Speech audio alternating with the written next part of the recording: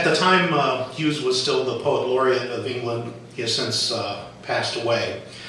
But this was one of those evenings where I, read until the book drops out of my hand and I fall asleep. Only instead of staying asleep, I had a short, intense dream, and that kind of inspired this poem, which is entitled Reading Ted Hughes at Midnight, or Redemption by Default. I had been reading Ted Hughes at midnight, some ditties of destruction darker than God's threats, when sleep suddenly stole me away. In one ununderstandable instant, the book lay druggedly on the floor, crowing to no one, and I lay shriveled on the bed, already bribing the gates of sleep's kingdom. Down the dim, blue-dark road I drove, framed in chilly frost. At high speed, I headed to the light and saw the dark trap of the ditch.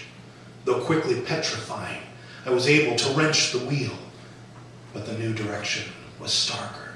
Dark as cathedral stones, I went like damnation for the ditch on the opposite side of the road. Though going 100 miles an hour, after 6,000 years I hadn't completed the fatal fall. But I was conditioned for poetically dark thrall. I read a threat of violent end colored with hooves patter. No matter, the myth was falling done. I didn't try to turn the wheel, the ending was begun. With struggle, I tried to raise my beastly saint-stone arms and howl like a loving Lucifer falling scorn from the sun.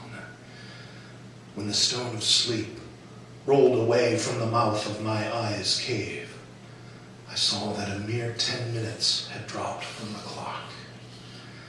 I sat up in bed, and the crash of exhaustion went off in my head. I stumbled to the floor and shook my skull once. Hidden behind the throne of God, Lucifer's myth had become undone. I laughed like a secret lover and crawled over to crawl my way up to the phone on the wall, and I struck numbers till I woke up a recording. The number you have dialed Operator. Is not a working number. Sleight of hand, God. Please hang up. You must place a call. And try again. I have found a new grin for the Poet Laureate of England, and it has been falling longer than the tail of the skull within. Tell him I dare him, or any half-one, to pen down Lucifer's redemption.